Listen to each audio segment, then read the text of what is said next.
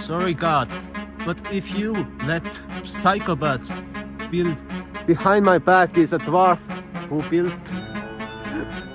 wagons that killed a lot of people.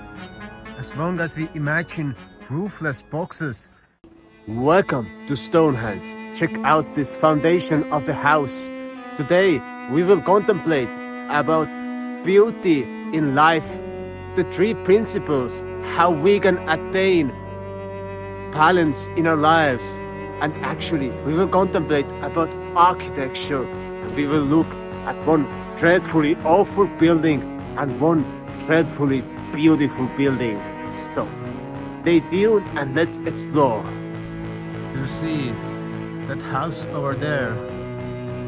It resembles a little bit a pyramid, but there's a balcony, a terrace, where you can just spend your time, drink coffee, eat your sandwich, and admire the house standing next to you. But you can sunbathe even over there.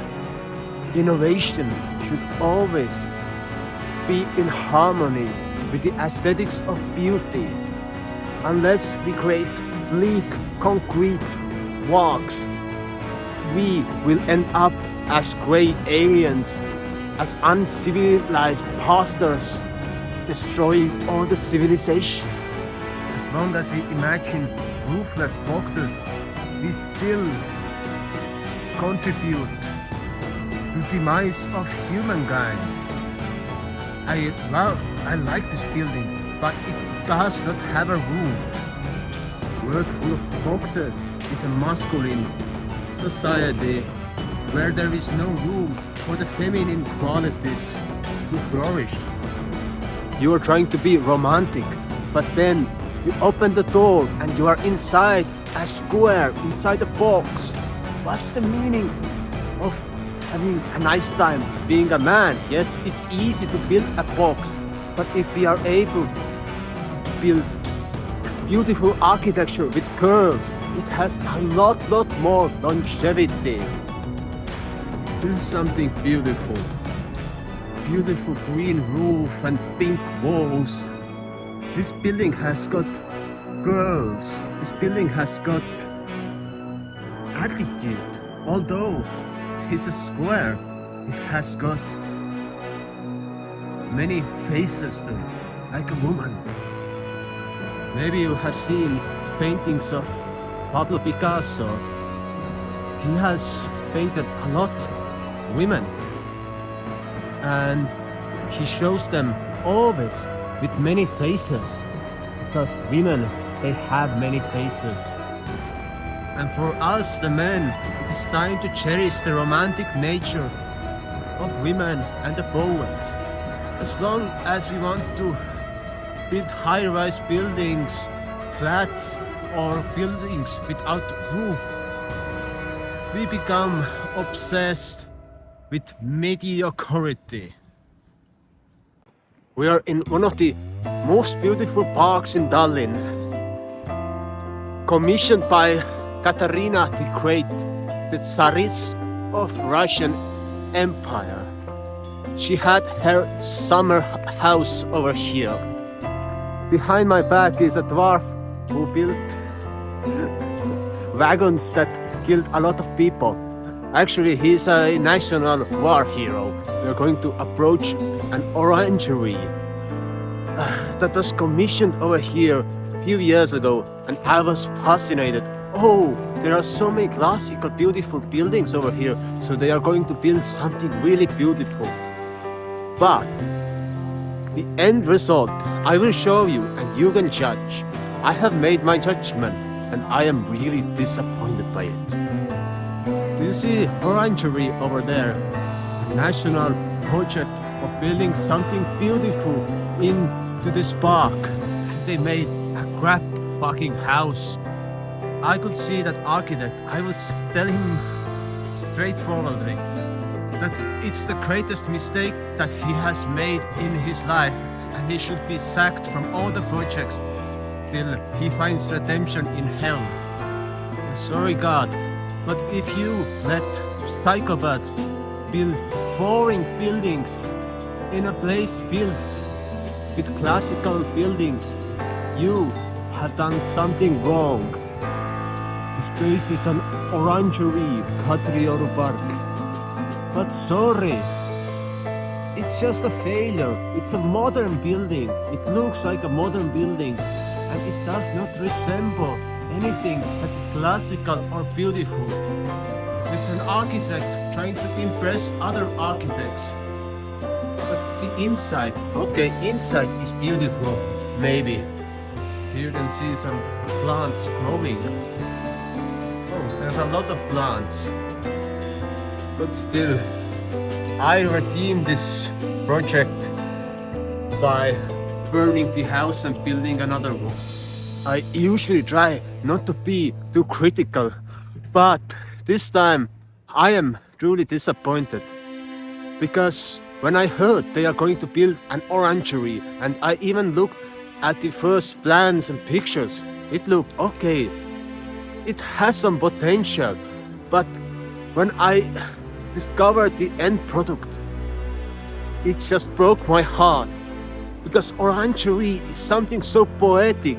I have seen many winter gardens in the old manors, in old mansions, and I have seen winter gardens that are being used and that have been abandoned.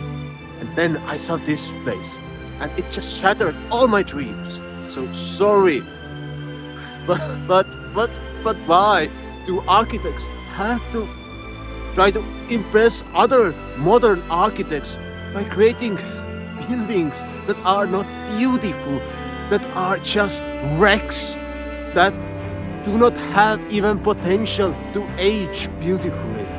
It's time that we come back to the beautiful sounds and curves and to the imagination of uttermost beauty in this world. Maybe you get the point when I'm telling you about the orangerie. You see how beautiful it is to walk over here, and that house next to the children's playground. There's a children's museum open in the summertime. It's just pleasant. It's a pleasure to walk over here, to see the attractions and come closer to places. When you look at this house, beautiful pink walls and green cladding and chimneys, you see it has got some style. It's full of impressions. But when you had a look at that orangerie, it was the opposite. It did not have character. Every house must have a character that people could be impressed. Like those stairs, they captivate the imagination of a person walking over here. It has character. It has sense of responsibility. And we are approaching now the castle of Estonian president. Over there is the castle. Today I'm not going there, but now you know there is something. This is the summer house of Katarina the Great, of Russian Tsarissa, her beautiful park. And here you can see a certain style of architecture blending with the landscape design. This is something. This is beautiful. Imagine two lovers walking under the arches in the summertime when there are flowers and leaves. They hold each other's hands, then they stop and they kiss. This should be the real beautiful architecture that captivates the human presence, the human imagination. But we have come into the modern times, into the stagnation of human soul. What is your favorite color? Oh, it is black. No. In the old times, people wore a lot of colorful clothes, and they loved colored buildings. Color gives a sense of purpose and a sense of imagination when you enter the mouth of the unknown. Yes, castles are mansions of power, and I am a rebel by my soul. I am against institutions, I am against central governments, but I love, places where we find beauty and we can explore the great capabilities of human mind. Yes, the castles maybe were made for the privileged ones, but maybe all the architecture was beautiful in the past. Who knows? Because there are different theories how the world was ruled in the past. Like one theory that I was exploring in a different video was about Tartaria, the empire that was destroyed 200 years ago when lived spiritual Homo spiritualis, spiritual people. That was destroyed by evil force, and then there was made an army of clones to replicate all the humans on this modern earth. Who knows? Who knows? Who knows? Because a lot of things have been falsified in this world. My question is, can we reclaim the sense of beauty in our imagination? Will we find a way how we can come closer to the nature of contemplation in humans? That we can start creating beautiful art once again. Like my wife, she's an artist, she's a painter, and when she sees modern paintings, she just looks at it and says, it does not have style, it does not have technique, and someone is selling shit for many thousands of euros. I showed her Andy Warhol's works and she was terrified. Like, what piece of crap is that? Was her question. Because she loves classical paintings. She loves detail. Some people say that devil is in detail, but she says that beauty is in detail. And she is right. This water canal draws you in next to the beautiful houses where you would love to live, and look, a little waterfall. I reckon that people who are socially alienated, who do not align with the virtues and values of this modern society, who are depressed, who are deprived, because the standards of living, the standards of architecture is designed to suck out the joy from our souls, and we become numb. We become soulless beings who do not understand the real meaning of life. As long as we are isolated from beauty in life, we are nothing. We are not able to use our superpowers, and we cannot enter the wonderland like Alice did. You do not need a psychedelic trip to see the beauty in life, to be fascinated with your imagination. You just need right kind of a music, right kind of an environment to live in, and a lot of nature.